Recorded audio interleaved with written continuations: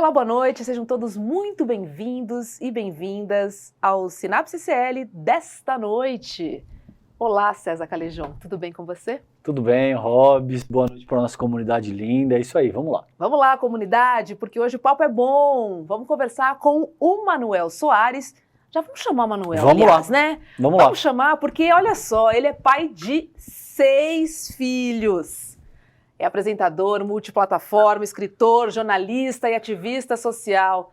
Manuel, pai de 6 filhos. Cara, isso não é para qualquer um. Boa noite, seja muito bem-vindo aí ao nosso programa. Boa noite. Obrigado pelo convite. Eu sou muito fã da iniciativa ICL. Eu acho que ICL é um portal que a gente tem para o futuro do que vai ser não só a comunicação, mas o que nós pretendemos também entregar enquanto notícia, enquanto entretenimento. Eu acho que isso é muito interessante. Assim. Eu acho que daqui uns 30, 40 anos estudarão a ICL na faculdade, dizendo, olha o que nasceu um dia. Obrigado, Manuel, é um prazer te receber, cara. Manuel, já quero começar quente, viu? Com uma polêmica aí, que foi o seu post sobre o filho 04, o Jair Renan, o filho do ex-presidente Jair Bolsonaro.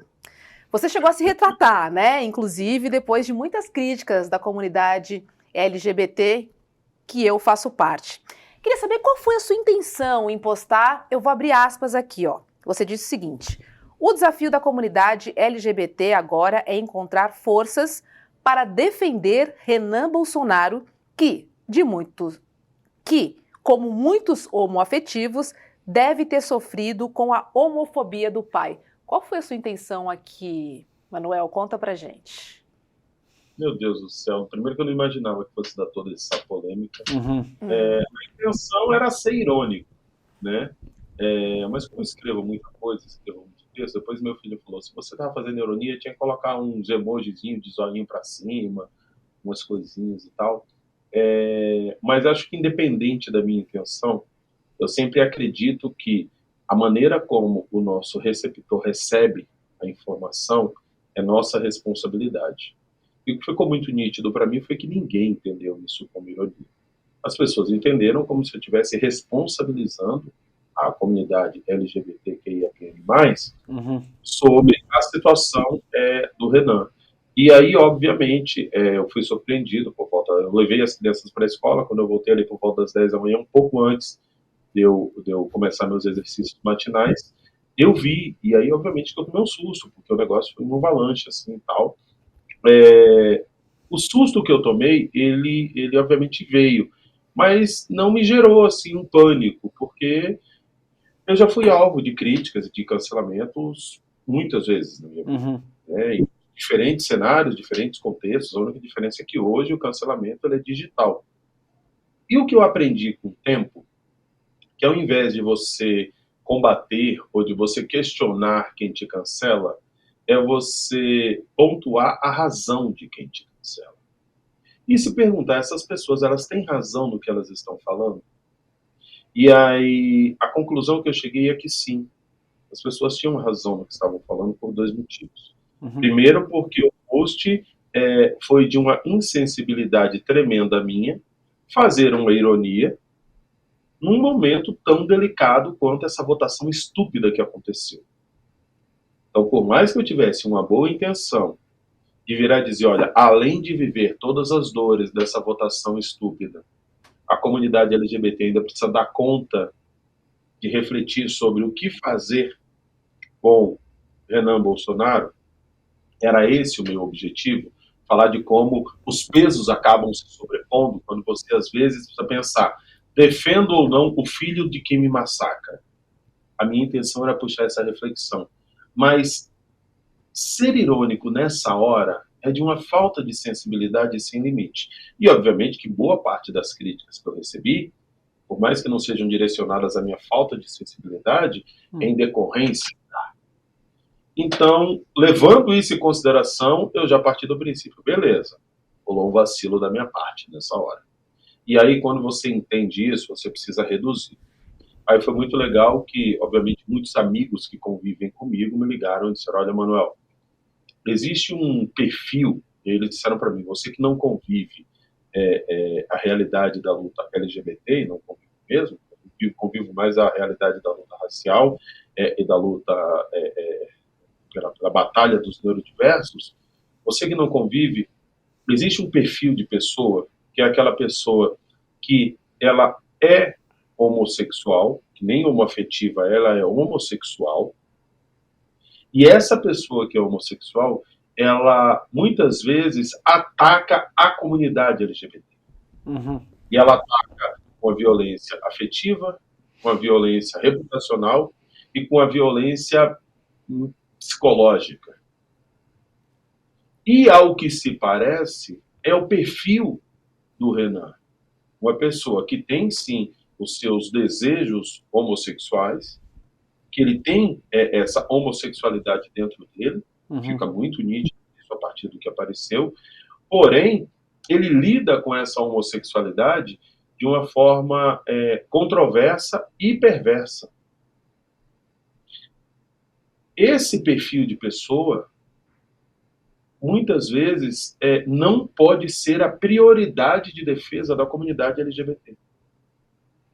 E aí, quando esse meu amigo me trouxe essa reflexão, falei, cara, é isso. Só que, para mim, existe uma outra agenda muito mais interessante. O que fazer com quem erra? Qual deve ser o nosso protocolo quando uma pessoa erra? Porque uma coisa já ficou nítido pra gente, sei lá. A pessoa erra, você cancela, a pessoa desaparece, e aí nós temos muitos cenários, né? Às vezes a pessoa desaparece do nosso cenário, mas ele revive em outro cenário e revive como mártir, inclusive. Então, o que se faz com a pessoa que erra? Nós que somos de um grupo que muitas vezes estamos com os olhos atentos a posturas controversas, o que nós devemos fazer com aquela pessoa que erra? E o mais importante, você que errou, como é que você deve agir numa situação em que você foi identificado como uma pessoa que erra? Então, a primeira coisa que eu fiquei muito feliz foi que, independente da minha história, independente de tudo que eu construí, independente de tudo que eu fiz, a comunidade LGBT não passou pano. Ela veio com tudo. Mas ela veio com tudo mesmo. Ela atacou, obviamente, todo tipo de gente. Eu tive gente xingando meus filhos autistas. Eu tive gente xingando a minha esposa. E eu tive gente fazendo textão de ponderação que merecia ser lido 250 vezes. Conforme eu comecei a observar, eu falei, caramba, velho, essa galera tem razão. E um dos posts sugeria, Manuel, para que não prolifere ainda mais e não leve ainda mais desinformação, porque a forma como você escreveu não transcreveu a ironia que você quis dizer, apague o texto. Porque esse texto vai chegar a outros lugares e ele vai servir de base para pessoas nos atacarem a partir do seu texto. E ela tinha razão. E aí eu fui lá, apaguei o texto. Depois disso, o processo de aprendizado, aí conversando com minha família, a minha família disse, poxa, o que você viveu é muito interessante. E eu acho que você deveria dividir esse aprendizado com as pessoas. Não só o aprendizado de entender que existe um lugar de fala, existe uma agenda e existe uma relação um pouco mais distanciada com a agenda que eu não vivo diariamente. Não é só sobre isso. Existe uma coisa muito interessante, que é a postura da pessoa que recebe a crítica, como essa pessoa precisa interpretar essa crítica, e como nós, enquanto sociedade, vamos nos amolar. Porque é isso. O processo de vigilância é quase que uma relação espartana. A minha consciência protege você, a sua consciência me protege. E precisa ser assim. O fato de eu ter livros escritos na questão racial, o fato de eu ter produzido muito material na questão neurodiversa no Brasil, não me exime da responsabilidade de ser chamado a atenção caso a comunidade LGBT, caso as mulheres que atuam na questão do feminismo, caso essas pessoas se sintam violadas de alguma forma por alguma coisa que eu falei. Então, assim, eu acho que nós estamos chegando, sim, em um momento em que nós, enquanto ativistas, precisamos encontrar um denominador comum do que fazer com quem erra. A gente já foi para o extremo do cancelamento, do banimento dessas pessoas e tal, não sei o quê. Beleza, muita gente virou e disse, pois é, na hora que rolou a crítica você arregou, tá tudo certo. E o que a pessoa tem que fazer? A hora que eu me dei conta que o que eu falei tinha uma série de equívocos, o que seria a atitude correta? Manter a lealdade para com o meu erro? Uhum. É isso que é o certo? Uhum. Ou o certo é você virar e dizer, porra, gente, mas também não é colocar uma roupa branca, aparecer sem maquiagem, quem me conhece sabe. Não é sobre isso. Uhum. Não é sobre isso. É sobre você colocar as peças onde precisam ser colocadas. Então, assim, foi um dia extremamente confortável? Não, foi um dia de muita reflexão para mim, mas foi um dia de um aprendizado maravilhoso. Maravilhoso. Quando pessoas de pele clara têm uma postura equivocada na questão racial, eu sou o primeiro a virar e dizer, olha, isso aqui não bate com a realidade. Isso aqui não bate com a realidade. E assim com amigos, inclusive, que eu tenho. Uhum. Então, se por acaso a minha postura ela não bate com a realidade de outras lutas, sim, eu mereço ser chamado a atenção, porque é o que eu sempre digo, ninguém está acima da pauta. Sim, Ninguém é importante tá... reconhecer, né, Manuel? Eu acho que, assim, acima de tudo, é importante reconhecer, é sábio recuar, né? Ninguém sabe sobre todas as pautas e sobre todos os assuntos. Acho que é sobre isso que a gente está falando aqui, né, César? Acho que sim. E passa também por uma coisa que eu acho que é importante, só erra quem joga, né? Só erra quem joga. Então, assim, eu conheço uma série de pessoas que não cometem erros nas nossas temáticas, mas eles também não cometem acertos nas nossas temáticas, porque eles vivem enfiados na sua bolha, na sua realidade, e saem de vez em quando para dar o ar da graça e voltam. Eu não, eu estou em mar aberto. Eu estou em mar aberto. E não vai ser o meu último equívoco dentro de uma pauta, e não foi o primeiro. Mas porque eu me coloco nesse lugar de vivência acima de qualquer coisa. Eu não me blindo da realidade. Obviamente que por ser uma pessoa de visibilidade, por ser uma pessoa que atua em áreas que as pessoas conhecem, o que eu vivo acaba chamando muito mais a atenção. Mas eu vou dizer a você, graças a Deus, eu não tenho medo da internet. Pelo contrário. Pelo contrário, eu acho que a internet é a nossa grande janela democrática. Então, assim, as pessoas hoje fizeram uso da democracia, levantando um questionamento contra mim. Eu fui lá, me posicionei, não me sinto covarde por causa disso. Particularmente estou cagando para as pessoas que acham que o que eu fiz foi algum tipo de covardia, porque o que eu não vou ser nunca é leal com os meus erros. Se por acaso eu identifico que existe uma postura equivocada, porra, gente, foi isso, não era isso, papai não sei o que, tá tudo certo. Manuel, não entendi, não gostei, continuo não gostando da sua cara. Irmão, tá tudo certo. Tá tudo certo. Mas foi um dia interessante hoje. Manuel, você citou na tua fala a tua produção acerca da neurodivergência, a tua produção que você escreveu livros a respeito. Me conta um pouquinho disso, cara, tô curioso, queria te ouvir um pouco a respeito do teu trabalho nessa seara, que você me contasse quais foram os livros. Eu sei que é difícil resumir isso numa fala breve, considerando o tempo que a gente tem aqui, mas faz um arrazoado, por favor, querido, da tua produção nesse sentido. Eu acho que isso é importante. Livros na área da neurodiversidade eu não escrevi ainda. Eu e minha esposa estamos trabalhando na nossa primeira publicação. Ok. Mas eu tenho construído muito conteúdo audiovisual a respeito disso, principalmente sobre o cotidiano dos meus dois pequenos, o Israel e o Ezequiel, que são crianças autistas. E o meu maior desejo é fazer com que as pessoas que são as neurotípicas, pessoas que não têm, teoricamente, nenhum traço de neurodiversidade, para que essas pessoas compreendam. Porque, assim, o que eu mais tenho visto é que o autismo, a síndrome de Down e outras síndromes invisíveis, outras deficiências invisíveis, elas não são o maior problema dessas pessoas. o maior problema dessas pessoas somos nós que nos consideramos normais. Então, a partir do momento que nós não temos um olhar empático, nós não temos um olhar construtivo, não temos um olhar compreensivo para com essas pessoas, nós geramos tanta dor sobre elas que é extremamente preocupante. Então, como eu vejo que o fato de ter um acesso limitado à informação faz com que muitos pais, muitas mães, muitos familiares tenham um comportamento quase que destrutivo para com o inconsciente, para com o psicológico, até o espiritual dessas pessoas, eu pego aquilo que eu aprendo com os terapeutas, aquilo que eu aprendo com os neuropsicólogos, aquilo que eu aprendo com os profissionais que atendem meus filhos, e condenso isso em alguns vídeos e vou dividindo esses vídeos com as pessoas e graças a Deus tem dado muito certo.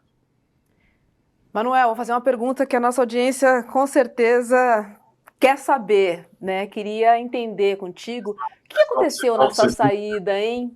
Do encontro? Vocês estão brincando de quente e frio, né? Vocês vão por um tema quente, super doloroso, aí vocês... não dá pra ir... A gente morde e assopra aqui, entendeu? A gente morde e assopra aqui. É a técnica que a gente usa aqui no Sinapse.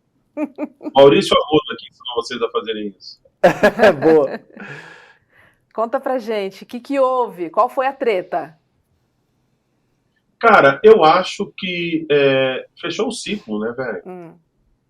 Eu acho que fechou o ciclo e é sobre isso que a gente tá falando. Obviamente que existe uma especulação muito grande sobre o que aconteceu. É óbvio que tem detalhes do cotidiano de trabalho que não seria ético da minha parte ficar dividindo com as pessoas, até porque são detalhes de uma convivência diária que tem uma série de ruídos e de afetos. Então, assim, se eu pego essas convivências, pego esse cenário e começo a jogar isso na rua a fim de angariar likes, cara, eu acho isso de uma desonestidade, de uma irresponsabilidade sem limite. Então, assim, existiram situações dolorosas e talvez até dramáticas, sim. Algumas dessas situações foram percebidas pelo público, algumas sim.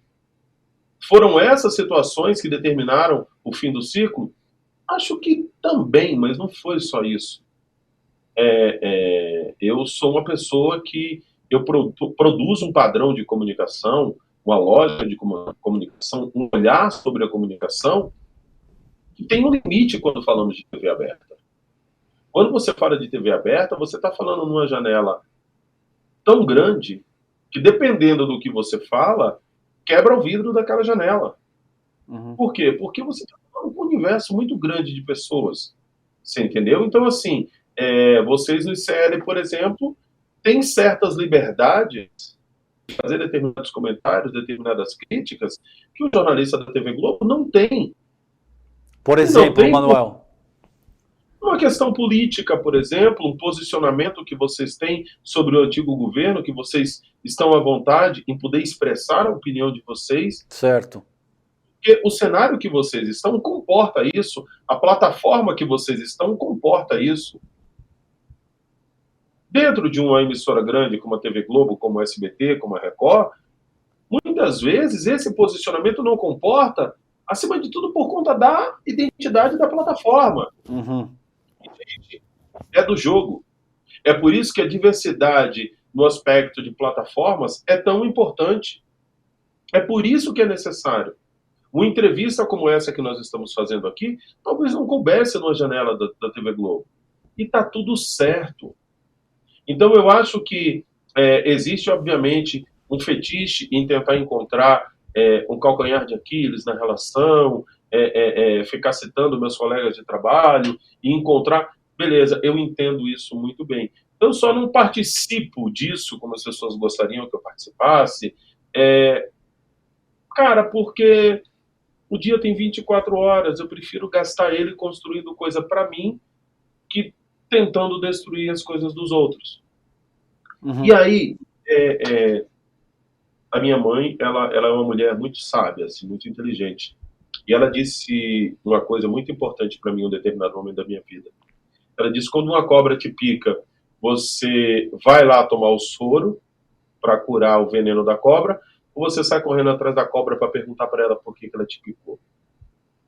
Então, assim, as pessoas gostariam que eu saísse correndo atrás. Vem cá, cobra! Por que você me picou? Por que você fez aquilo, cobra? Fala para mim! Desculpa, gente. Eu tô preocupado tomando soro e fazendo outras coisas que... Beleza. Você teve uma fala também que reverberou muito, cara, acerca dos salários, né? Acho que negros e trans, que as pessoas deveriam ganhar mais, isso reverberou demais. Fala um pouquinho pra gente disso aí, cara. Como é que você recebeu isso? Você sustenta essa postura? Queria que te dar o espaço para que você comentasse isso da forma que você sentisse ser pertinente. Só falando dos posts polêmicos hoje, hein, Manuel? Vai vendo. Mas acho que enquanto comunicador, isso é importante, cara. Entendeu? Acho que, de fato, são pautas pertinentes para o debate sociopolítico, inclusive. Não se trata de trabalhar fofoca, nem nada disso. Acho que... É fofoca sim, admita do seu coração. Tá tudo certo. Você acha, Manuel? Não. Veja. Na medida... Tá tudo bem, tá tudo certo. Não, deixa eu te colocar porque eu acho que isso é importante. Na medida em que um comunicador que tem uma ressonância imensa, que é o teu caso, não só no mainstream, mas na rede social também, milhões de seguidores, e você faz uma fala incisiva, como você tá com a camiseta do Malcolm X, por exemplo, que era um cara que também era bastante incisivo, que também era bastante agressivo na própria abordagem, e como você colocou, tá tudo bem. É a forma como você escolhe se conduzir nessa ocasião. Tem um debate sociopolítico a ser esmiuçado aqui, quando você diz que negros e trans, por exemplo, devem ter salários superiores aos brancos. Cabe a discussão, não é meramente... uma folhinha da Contigo. Exato. Tem um debate sociopolítico, né, a ser... Eu acho duas coisas. Primeiro, assim, eu acho que a folhinha da Contigo também é um debate sociopolítico. Boa. Concordo. Eu acho que o Fofocalizando, a Sônia Abrão, eu acho que isso também é um debate sociopolítico. Isso talvez seja um debate sociopolítico que dialoga numa esfera que nós não estamos. E uma esfera, inclusive, que não nos consome. Mas quando você tem, no programa da Sônia Abrão, um debate sobre Clara Castanho e o aborto, você está tendo ali um debate sociopolítico. Só que esse debate sociopolítico está acontecendo com a dona de casa, que está fazendo arroz, que está fazendo feijão, que está ouvindo a TV em volume alto, que está vendo a Larissa Manoela chorar por causa dos pais, mas o debate sociopolítico está acontecendo. Sim. Então eu acho que existem camadas e camadas. Por isso que eu estou dizendo que, independente do motivo da sua pergunta ser por um interesse um pouco mais aprofundado, intelectualizado, ou se for mera curiosidade, para mim tanto faz, entendeu? Boa. Porque assim, existe uma mensagem na camisa do Malcolm X que eu estou usando, mas existe uma mensagem também na moda da Isa que eu estou usando. Só que as pessoas levam muito mais a sério a camisa do Malcolm do que a moda da Isa. E essas duas peças têm causas.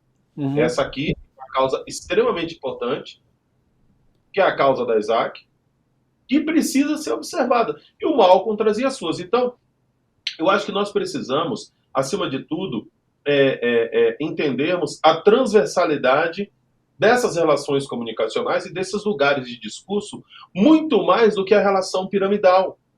Por isso que ser confundido com uma página de Contigo ou com um programa de fofoca jamais deve ser demérito. Em situação nenhuma. Porque aquele lugar também é um lugar de comunicação, e é um lugar de comunicação que chega onde talvez eu e você nunca chegaremos. Chega em corações e ouvidos que talvez eu e você nunca vamos chegar. Então, acho que é muito interessante.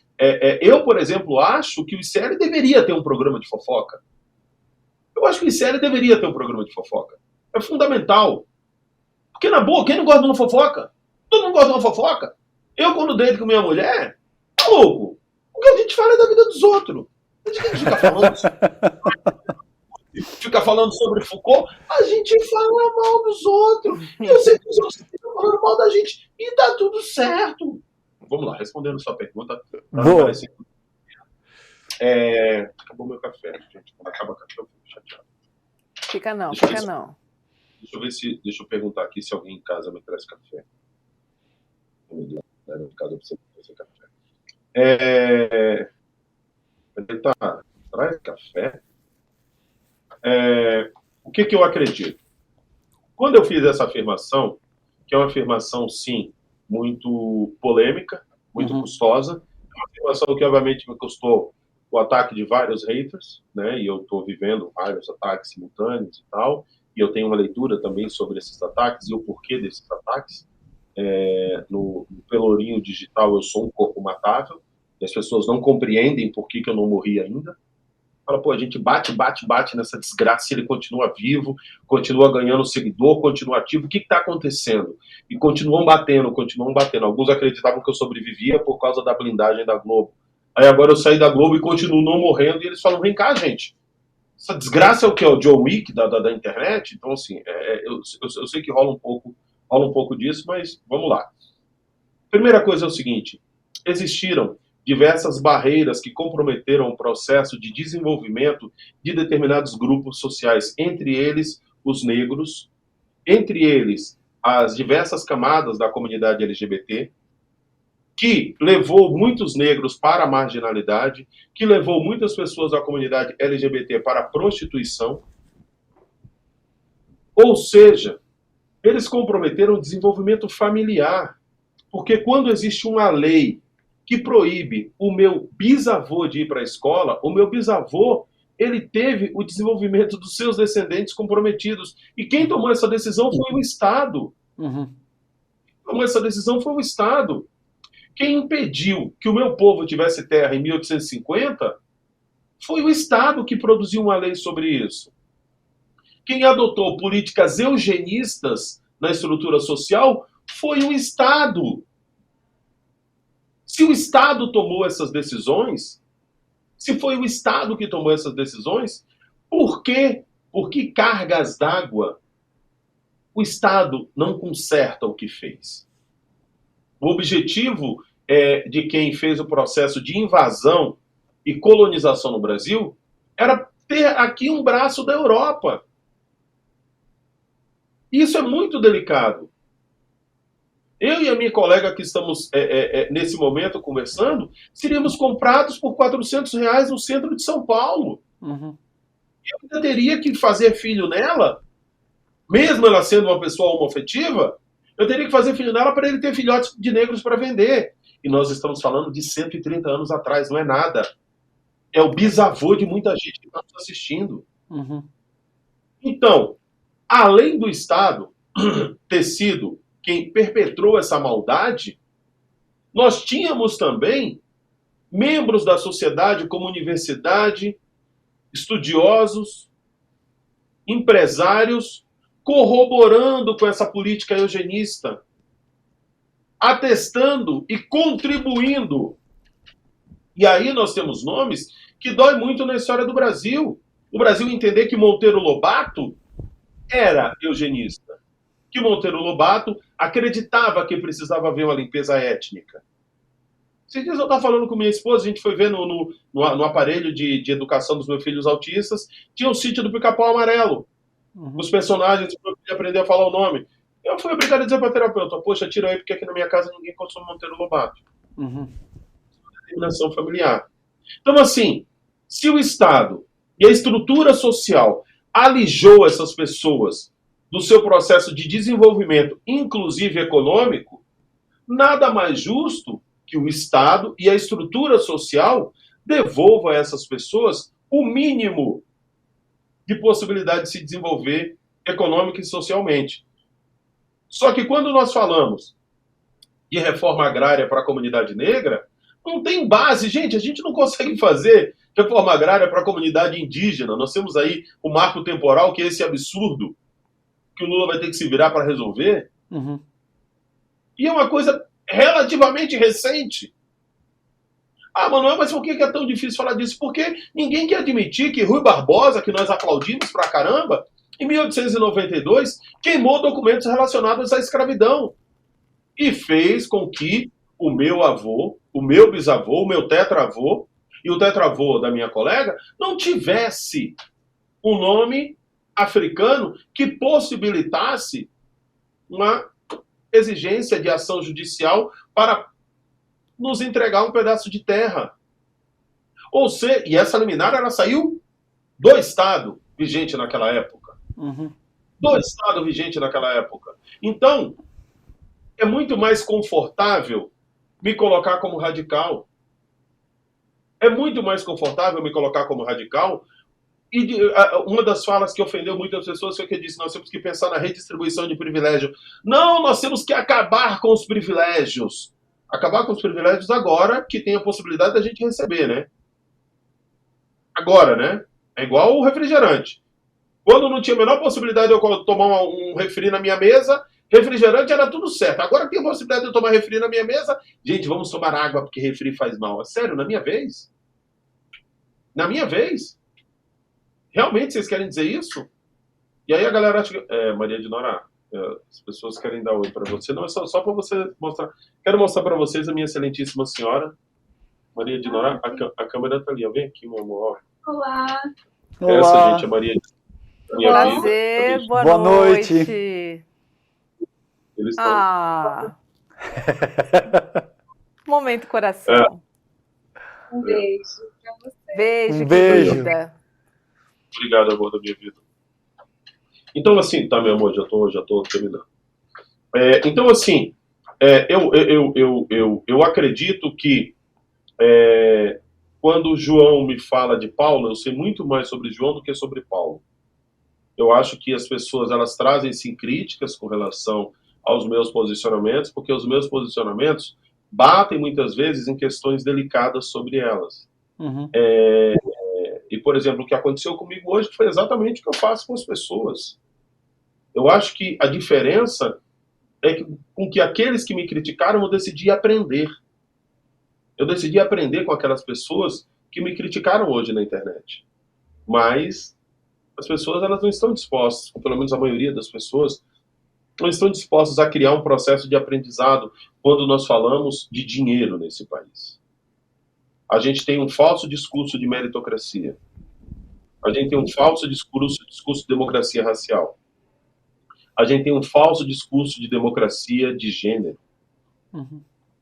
E esse falso discurso precisa ser combatido. Então, eu acho que acaba sendo por isso que minhas falas, elas são tão polêmicas.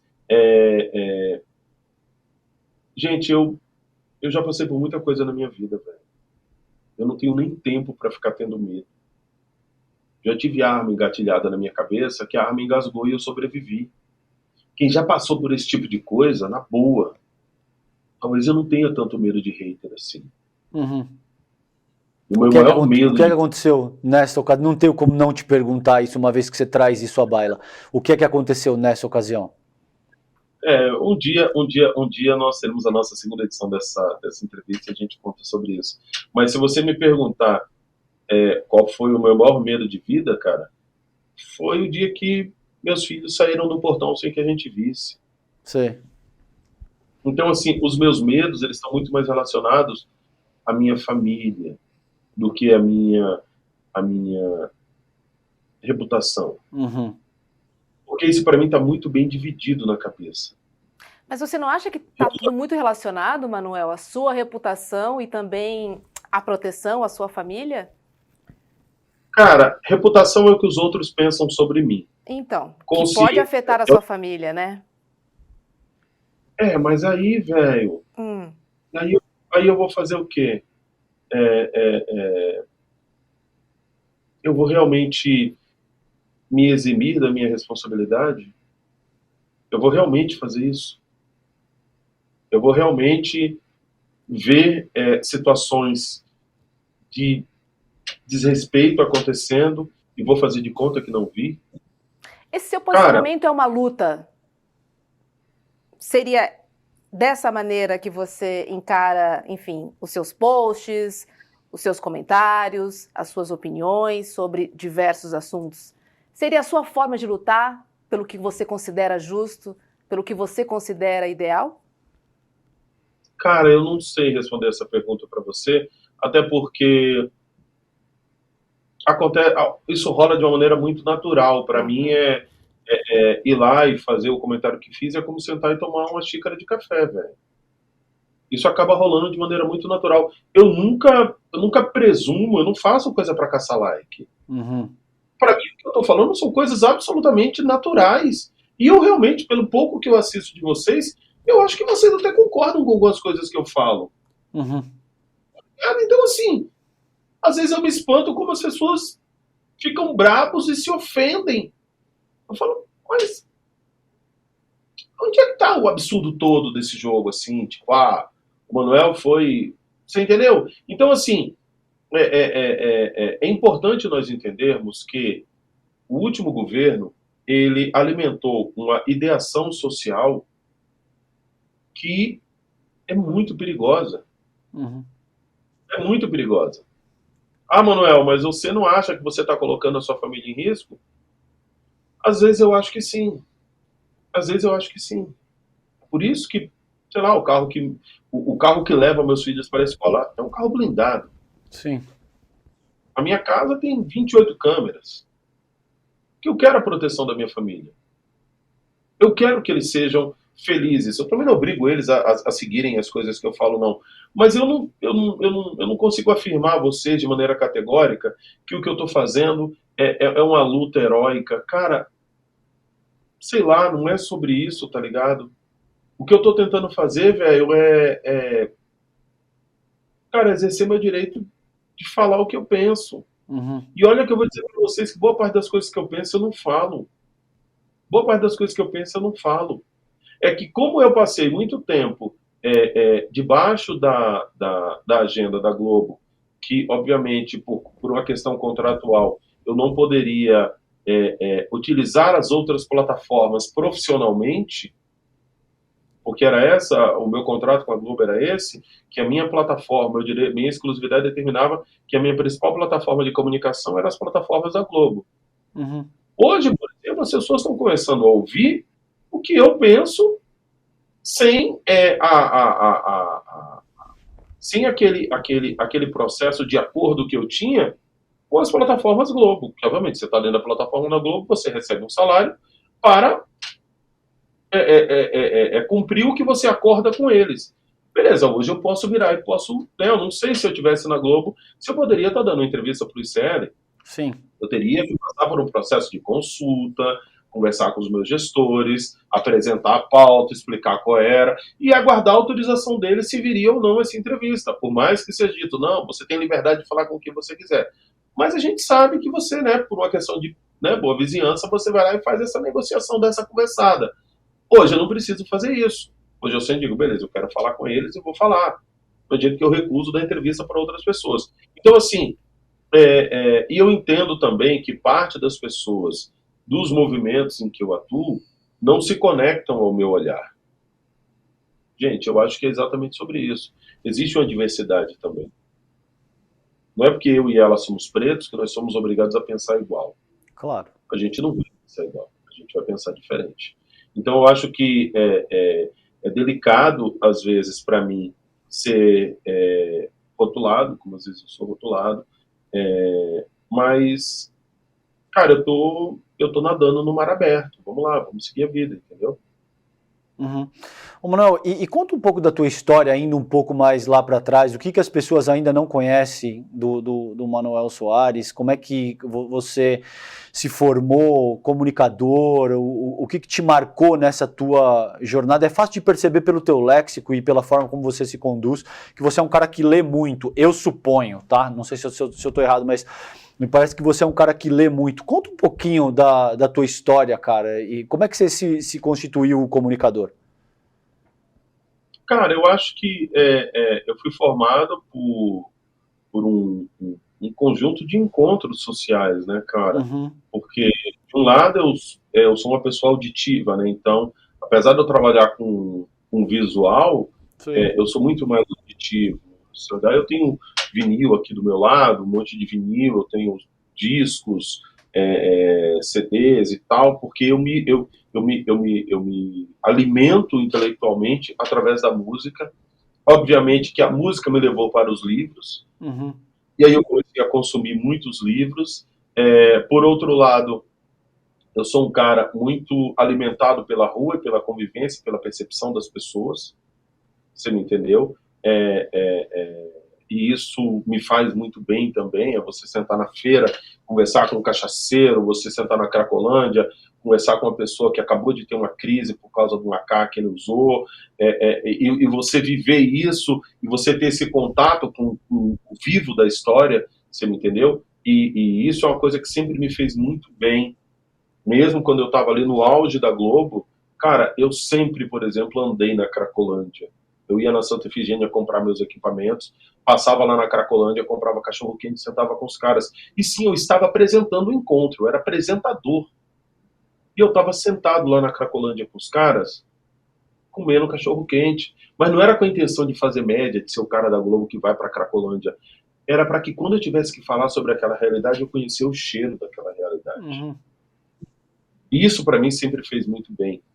Por outro lado, eu tive uma convivência e tenho uma convivência muito próxima com as favelas, com tudo que a favela representa, com a religiosidade da favela, e aí você tem todo o cenário neopentecostal, você tem todo o cenário afro, com a criminalidade da favela, que muitas vezes o que a gente chama de bandido, eles chamam de primo, eles chamam de irmão, eles chamam de pai, com o feminismo de favela, que é um feminismo diferente do feminismo negro, diferente do feminismo do asfalto, um feminismo que talvez a Simone de Beauvoir não tocou.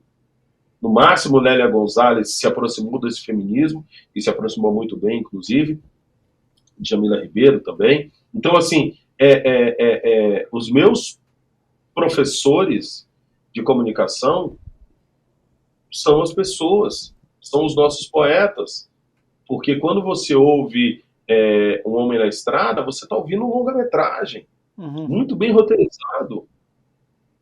Quando você está ouvindo um negro drama, tá aí o filme Uma Negra e uma Criança nos Braços, Solitários na Floresta de Concreto e Aço, você vê essa fotografia.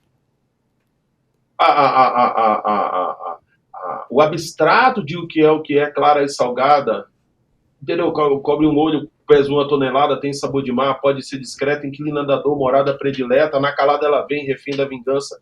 Cara, isso é muito complexo. E isso é o que me educa, é isso que faz a minha comunicação, que faz o meu jornalismo, que faz a minha escrita narrativa. Porque, sinceramente, quando eu li pela primeira vez Dom Casmurro, inclusive está aqui do meu lado, quando eu li pela primeira vez Dom Casmurro, e eu vi o retrato de José Dias, transcrito pelo Machado, e quando eu vejo Mano Brown cantando porra vagabundo, ó, vou te falar, tô chapando, eita mundo bom de acabar, o que fazer quando a fortaleza tremeu e quase tudo ao seu redor de melhor se corrompeu. Ele tá falando de uma crise existencial de favela. Aí quando você joga isso para Peles Negras, Máscaras Brancas de Frantz Fanon, você vê que talvez Brau nunca tenha lido Fanon quando escreveu essa música, mas ele estava diretamente conectado à crise existencial vivida por Fanon. Então, eu acho que a grande vantagem que eu tive na minha cabeça, e isso também a religião evangélica, no caso do Testemunho de Jeová, me deram, foi a possibilidade de você fazer conexões temporais. De você pegar os 3 hebreus na frente de Nabucodonosor, Sadraque, Mesaque e Abednego, e entender que o fato deles terem se recusado a comer carne de porco, talvez fizessem dele o princípio do que é o veganismo de hoje. E aí você começa a entender essa coisa, essa amálgama. Então, assim, eu estou em processo de formação. Eu estou em processo de formação porque eu me vejo ainda como um menino de 12 anos correndo na quebrada, super feliz porque decorou o fim de semana no parque. Tá ligado? Eu ainda me vejo nesse lugar. E talvez esse cara que eu sou, ele seja entregado entregue de uma maneira tão visceral que ele seja pouco mapeável dentro dos padrões do que algumas pessoas consideram. E aí, obviamente, quando você não reconhece, você ataca, você subestima, você xinga, entendeu? Fora que eu, por exemplo, hoje faço um processo terapêutico, graças a Deus, super bacana com a minha terapeuta, em que agora nós estamos numa etapa do meu tratamento em que a gente quer se comunicar com o meu Narciso. Vem cá, Narciso, vamos conversar com você, vamos saber quando é que você está sabotando o Manuel, ou quando é que você está ajudando o Manuel no processo. Então, eu acho que tudo isso compõe a minha formação jornalística e tudo isso compõe o que eu sou. E nisso aí você vai vivendo todo o seu machismo, tentando fazer com que a sua masculinidade não seja tão tóxica, tentando fazer você vencer todos os fragmentos de homofobia que moram em você, fazendo você vencer toda a lógica capacitista que você ainda contribui na estrutura social, a xenofobia que mora em você. Eu acho, gente, que assim, ó, é tanta limpeza para fazer que eu não tenho nem moral para ficar cagando regra na vida dos outros, entendeu? Aproveitar que você falou de jornalismo, Manuel. Você está contente com a maneira que hoje a mídia retrata as comunidades e as favelas? Ou você pensa que muitas vezes o jornalista que não tem aquela vivência, ele acaba fazendo aquela cobertura superficial de quem está olhando de fora para dentro? Cara, eu acho que quem não teve um ataque cardíaco pode fazer uma matéria sobre o que é um ataque cardíaco. Sim. Desde que a pessoa se coloque à disposição para estudar e entender o que é um ataque cardíaco. Você não precisa ter sofrido uma pessoa que nunca viveu uma violência sexual pode fazer uma matéria para combater a violência sexual.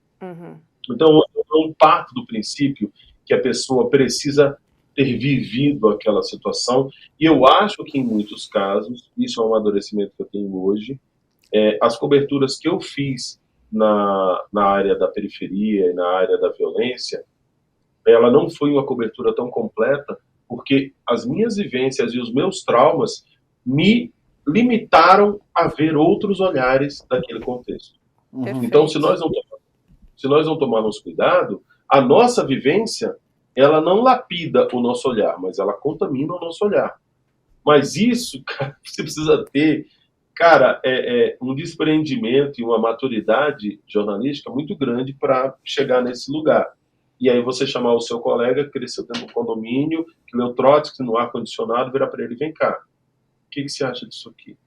Dentro da ilha de edição. Cara, para isso acontecer, eu acho que leva um tempinho ainda, tá ligado?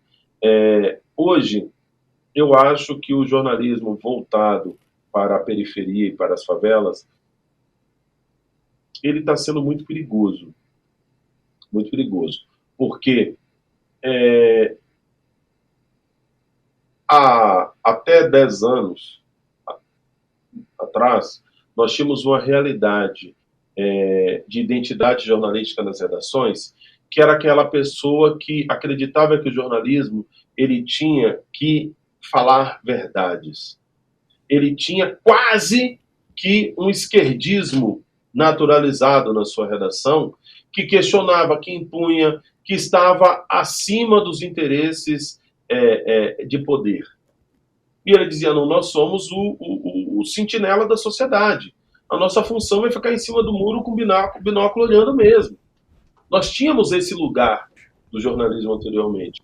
Hoje, a impressão que eu tenho é que o jornalismo ele está demasiadamente refém de um processo de poder. E quando eu falo poder econômico, eu falo de poder político, e está limitado por esses processos. E o mais absurdo muitos profissionais, eles nem são ameaçados por esse poder. Mas para não correr o risco de ser ameaçado, ele já recua. E aí, nós tivemos agora um governo de extrema-direita, muito delicado, que produziu uma agenda crítica absurda ao bom senso, que dentro das redações existem pessoas que estão contaminadas com isso e muitas vezes veem naquela forma de ver a vida que foi vendida por esse status quo que ocupou o poder por um tempo, como algo válido. E isso é muito perigoso. Então, aquele olhar higienizado, higienista, que vai para dentro de uma favela e deturpa alguns olhares, é muito perigoso. Mas eu vou dizer a vocês que é o seguinte, mais perigoso do que o olhar jornalístico. Gente, a postura da Sherazade foi pauta no ICL em algum lugar, em algum momento? Eu pergunto a vocês, eu não vi isso. Qual delas? Eu ia falar qual delas. Qual delas, Manuel? Ao que você se refere? A postura dela que ela fala sobre, principalmente sobre a questão racial e sobre as questões de classe. Em algum momento foi pauta? Eu creio que não. Eu não vi, eu não acompanho a Raquel, sendo honesto. Eu acho uma figura bastante complicada em vários sentidos e que... Você assiste a Fazenda? Não assisto, cara. Não. Mas avança o teu raciocínio. Qual que é o argumento? O argumento, cara, é que talvez nós estejamos diferentes da próxima senadora da República. Ok. O que ela está falando ali coloca ela num lugar de possível senadora quando ela sair da Fazenda. Ela tem um discurso que tenta contrapor o lugar de fala, que ela diz que todos têm lugar de fala e que ela pode falar sobre qualquer assunto. Sim. Não leu Djamila Ribeiro. Ela contrapõe a lógica de negros e brancos, ela diz que só existe raça humana.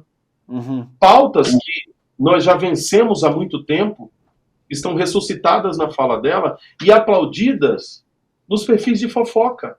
Uhum. É muito arriscado quando pessoas como eu e você não assistimos a Fazenda. É muito arriscado. Porque a Fazenda está formando uma galera. Entendo o teu ponto. Um deputado e quando um candidato a vereador reproduzir o discurso parecido com o da Sherazade, ele vai se eleger.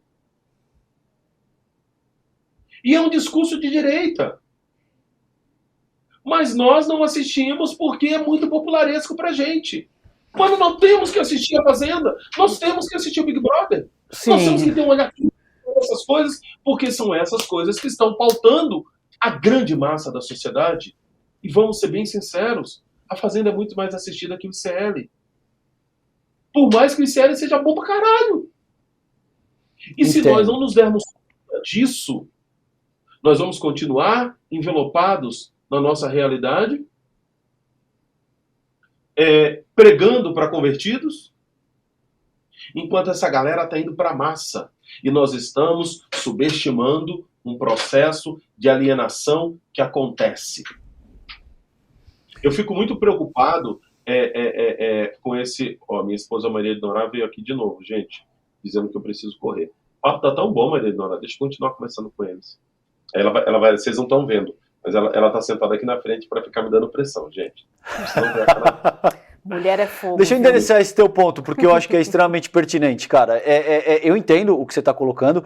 Eu, particularmente, eu não assisto a Fazenda, não é por uma questão de elitismo intelectual, porque eu acho que aquilo é muito banal e não me interessa. É porque eu acho que é violento. Existe um outro aspecto aí que me compele a não assistir programas como Big Brother e A Fazenda, porque são programas que propõem que os participantes sejam submetidos a provas físicas, a desgastes psicológicos.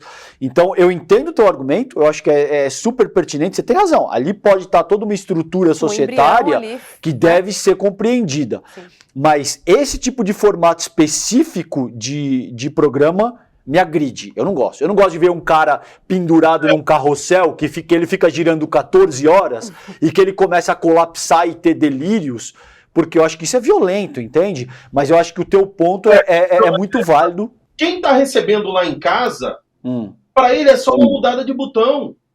É assistir Jornal Nacional com o ataque violento do Hamas em Israel agora, ou assistir a Fazenda com o Sherazade falando do outro lado. E sim, mas o teu raciocínio pressupõe que o telespectador não entende a diferença entre o conflito e uma guerra, ou... Só para eu entender. Não é que tá. Eu não estou dizendo que ele não entende essa diferença. Até não estimo o nosso telespectador em situação nenhuma. Eu estou dizendo a você que, para ele, são informações que estão chegando. São informações que estão chegando de todos os lados. Então, assim, para mim, sinceramente, Manuel, você gosta de funk? Eu, Manuel, uma limitação desgraçada. Certo. Particularmente, a métrica musical do funk não me Não agrada. te agrada, certo. Não me agrada. Eu, Manuel, não é uma coisa que eu boto para ouvir de livre e espontânea vontade. Porém, existem muitas verdades sociais que é transcrita no funk que me agrada e que alimenta parte do que eu preciso aprender. MC Carol é um gênio, independente de eu gostar de funk ou não. Eu preciso ouvi-la. MC Gorila traduz parte de um pensamento da favela. Eu preciso ouvi-lo. Por mais que o que ele esteja cantando ou o que ela esteja cantando, ritmicamente, não traduza o que eu quero. Quando eu me proponho a ser um comunicador, cara, eu estou colocando os meus ouvidos, o meu intelecto, a serviço dessas pessoas. E assim, eu quero ser bem claro, não estou fazendo nenhum juízo de valor. Não, eu só estou dizendo claro, querido. Isso está claro. Como é que eu me relaciono, que eu produzo conhecimento a partir dessas coisas. Porque se eu não produzir conhecimento a partir do que as pessoas que são parecidas comigo estão fazendo, vai se criar um hiato tão gigante que vai chegar um determinado momento que eu vou falar uma outra língua que não são as delas. Então, assim, eu acabei de escrever um livro infantil, cara, que eu conto o primeiro delito que eu cometi quando eu era criança. E a partir desse livro, eu faço um debate sobre honestidade ética na primeira e segunda infância. Qual o nome, Manuel? Mas eu preciso... Pega para mim, por favor, minha preta. Minha excelentíssima senhora está aqui, que é esse livro aqui, ó, A Luta de Denis. Foi o livro que eu escrevi, e nesse livro eu falo de uma das favelas que eu morei. Então, assim, beleza, eu peguei parte do conceito de vigiar e punir, peguei parte do conceito de peles negras, máscaras brancas, peguei parte de toda a sociologia que eu consumi através de Milton Santos e coloquei dentro desse livro. Só que eu só consigo fazer... E aí, quando você olha dentro do livro, ele é feito todo em graphic novel. Cara, se eu não consumir esse olhar, se eu não consumir o mangá, eu não vou conseguir produzir para essas pessoas. E eu preciso ser desafiado o tempo todo pelos formatos.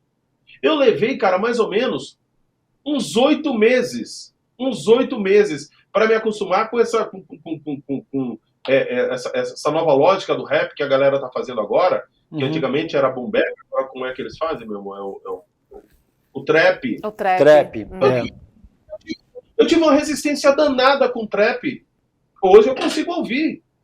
Então, assim, o que eu faço quando eu assisto uma Fazenda, quando eu assisto um Big Brother, ou quando eu assisto esses realities de entretenimento que tem na internet, que agora tem bastante, do Carlinhos Maia e outras coisas, o que eu faço é tentar analisar isso dentro de um olhar sociológico. E sim, ver um cara girando num carrossel, tendo uma síncope, me dói como dói você? Claro que dói.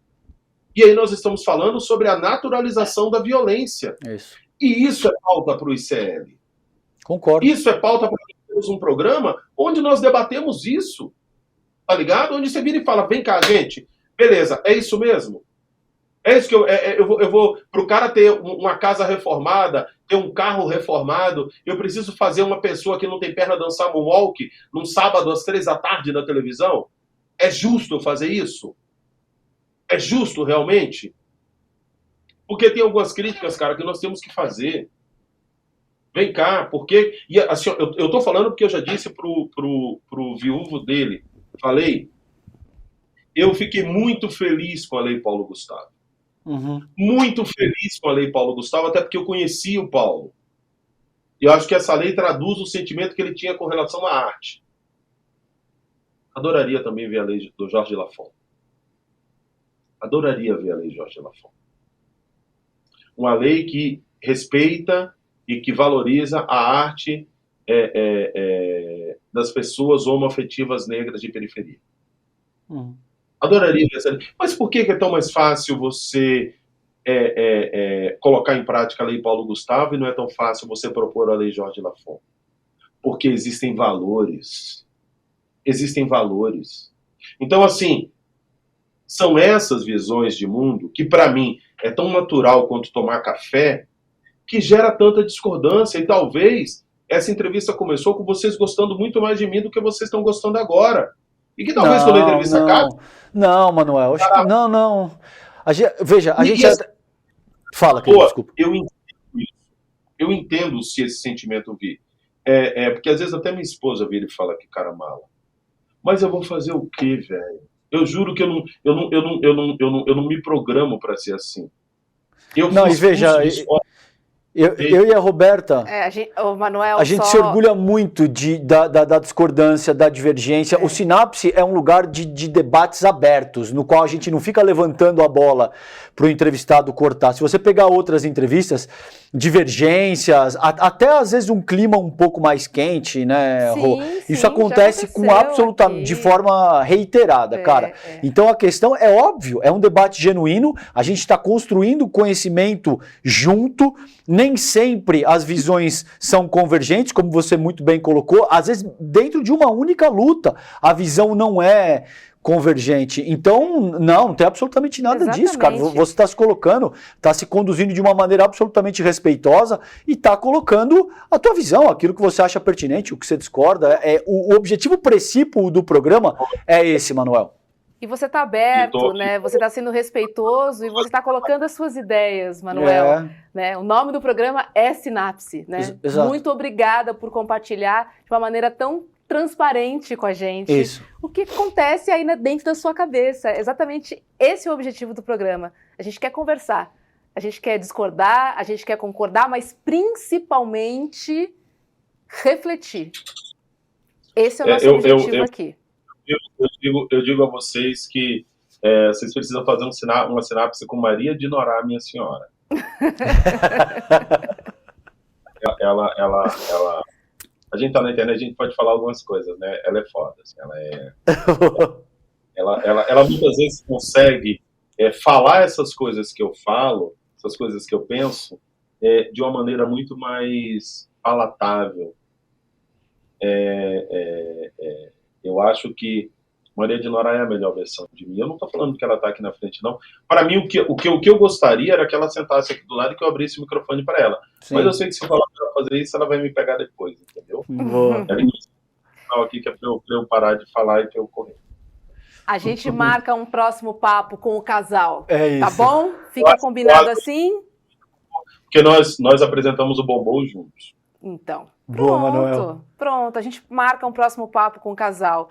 E de novo, Manuel, a gente adorou esse papo. Obrigada novamente pela transparência e a gente está aqui para isso, para refletir juntos. Eu acho que não existe nada mais importante do que a construção de uma ideia. E isso é aprender junto. E é isso que a gente está fazendo isso é construir... Sabe, eu vou sair daqui pensando nisso que você falou e vou pensar, pô, a despeito da violência que o programa traz e a despeito do incômodo que esse formato específico de programa de reality me traz, será que o Manuel não tá certo? Será que eu não tenho que prestar um pouco mais atenção nesse tipo de coisa a despeito do incômodo que isso me causa? Porque o teu argumento é muito válido, cara. Sim. E eu acho que isso é legítimo. Mas a minha reflexão é que tudo é ideologia. Ideologia, e eu vou dizer, quando Monteiro Lobato escreve no Sítio do Pica-Pau Amarelo que a tia Anastácia é preta porque ela foi amaldiçoada e quando a maldição passar ela vai voltar a ser loira, do olho azul, ali tinha uma ideologia. Ali tinha uma ideologia colocada. E assim, a ideologia que vem em cima do entretenimento, ela pega as pessoas com a guarda baixa. Ótimo ponto. Ótimo ponto. Quando ela liga para assistir o ICL, ela assiste já com, beleza, levanta a guarda. Um senso crítico. Sim, ICL, ICL. Cara, quando ela senta para assistir a Fazenda, ela relaxa e fala, vamos ver a Fazenda. Ótimo ponto, Manuel. Ela baixa a guarda e a ideologia entra. Então, assim, precisamos ter reality no ICL, precisamos ter programa de entretenimento, precisamos ressuscitar o conceito da TV Globinho no ICL, para que as crianças de manhã assistam desenho, mas aí eles não vão assistir Caverna do Dragão, talvez eles assistam a Hora do Black. Entende? Eu acho que se nós não fizermos isso, se nós não motivarmos isso, porque eu digo para vocês, hoje o principal concorrente da Globo não é o SBT, não é a Record, não é a Band. O principal concorrente das manhãs da Globo é o YouTube. que quando dá 10 horas da manhã, as mães colocam o desenho na TV, que boa parte das TVs são Smart TV, colocam o desenho na TV para preparar a criança para ir para a escola. Então, o principal concorrente da Globo é a janela que vocês estão. Imagina vocês, se vocês conseguirem atender de uma maneira ideológica e formativa, esse interesse dessa mãe, associando essas duas coisas. Então, assim, eu acho que as oportunidades, elas são infinitas. Graças a Deus, ter passado mais de 20 anos da minha vida dentro da estrutura da Globo, me permitiu entender televisão. E televisão voltada para a periferia, televisão voltada para a classe C e D, em um lugar que, sinceramente, gente, com muito respeito, com toda a minha modéstia guardada no fundo do poço e deixando meu narcisismo falar à vontade, eu sou um dos caras que mais entende de fazer isso, porque eu estudei pra caramba isso. Eu estudei no livro, estudei na vida, eu estudei no processo de produção, eu tive a oportunidade de testar e retestar o que funciona e o que não funciona. E graças a Deus, se eu hoje sobrevivo a cancelamentos digitais, se eu hoje sobrevivo a construções e reconstruções reputacionais, é porque eu tenho um colchão de consciência e reputação que me permite sobreviver a essas coisas. Ah, Manuel, você vai errar bastante? É claro que eu vou. É claro que eu vou. Por isso que eu tenho conversado com vocês e, poxa, eu me vejo dentro da estrutura do ICL, mas assim, provavelmente tendo e dando várias dores de cabeça. Porque eu costumo dizer, televisão só é divertido para quem assiste. Boa. Manuel Soares, obrigada, viu, por esse tempo aqui conosco. Foi um prazer receber você aqui. No próximo encontro, vamos botar a Dona Patroa aí ao seu lado para a gente conversar um pouquinho mais. Não fala a palavra encontro porque tem tinks também. Valeu, Manuel. Foi demais, cara. Obrigado, viu? Beijo para você. Boa noite. Obrigado. Desculpem qualquer coisa, viu? Imagina, foi demais. Um beijão, querido. Obrigada. Tchau. Tchau. É isso, né, César? Tô refletindo aqui, né? Assim, você pega Uber, você conversa com as pessoas. E, na verdade, tudo é informação, né? Não tem um meio em que você não consiga extrair alguma informação que seja válida para sua, né, formação, para o seu pensamento crítico. É isso. E aí, sim, cabe um Big Brother, cabe a Fazenda, cabe um funk, cabe um sertanejo, cabe conversar com a sua tia, ouvir um Bolsominion, tudo isso vale, tá no pacote. Totalmente, né? claro. O que a gente sempre fala aqui, não faltando respeito, a gente conversa e ouve qualquer um. Exatamente. Vamos lembrar a programação do ICL, que começa às 7 horas da manhã com Leandro Demori e o Seu Desperta, das 7 às 8 da manhã, fazendo análise das principais notícias do dia. E logo depois tem ICL Notícias, primeiríssima edição, das 8 às 10h30, com Vivian Mesquita, William De Luca, Eduardo Moreira, Rodrigo Viana e grande elenco. É isso aí. É isso, ficamos por aqui. Valeu, Rô. Amanhã tem mais Sinapse ICL às 7h30 da noite. A gente espera você. Até lá. Tchau, tchau. Fiquem bem. Olá, eu sou o Eduardo Moreira, sou engenheiro civil, estudei economia na Universidade da Califórnia e passei mais de 20 anos no mercado financeiro. Eu queria convidar vocês para assistir o curso sobre economia comportamental. Um curso que tem 8 aulas, com participação de todos os alunos e alunas, e vai trazer até vocês todas as explicações que a ciência hoje tem encontrado para o nosso processo de decisão. Por que a gente toma as nossas escolhas da forma como a gente toma? E como as pessoas usam isso para manipular o nosso dia a dia e lucrar com isso. Um curso fundamental para entender as engrenagens do capitalismo e dos negócios. Vamos lá participar? O curso está 100% disponível para membros e membras da plataforma ICL, o Instituto Conhecimento Liberta. Eu conto com vocês nessa aula. Oi, gente, tudo bem com vocês? A gente veio hoje contar um pouquinho sobre o curso de saúde mental e cuidado que o Instituto Conhecimento Liberta está oferecendo. O curso é comigo, Bia. E comigo, Renan. Nós somos psicólogos, professores, trabalhamos com formação e com cuidado em saúde mental e a gente quer propor para vocês uma discussão bastante crítica e necessária sobre o campo da saúde mental.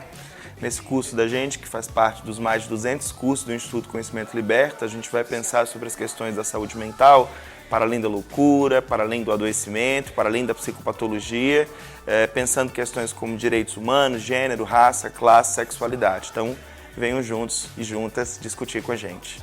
Olá, eu sou a professora Carolina Casarim, do curso Moda e Modernismo no Brasil, e nas nossas aulas você vai aprender um pouco sobre a história do modernismo no Brasil, a história da moda, as relações entre moda e modernismo e a importância da aparência não só para o modernismo, mas para a gente de maneira geral no nosso dia a dia. Por que é importante a gente entender sobre a história das roupas? Por que é importante a gente ter consciência do valor político que a aparência tem e que os nossos modos de vestir têm? Mas além disso, você vai aprender muito mais. Te espero lá!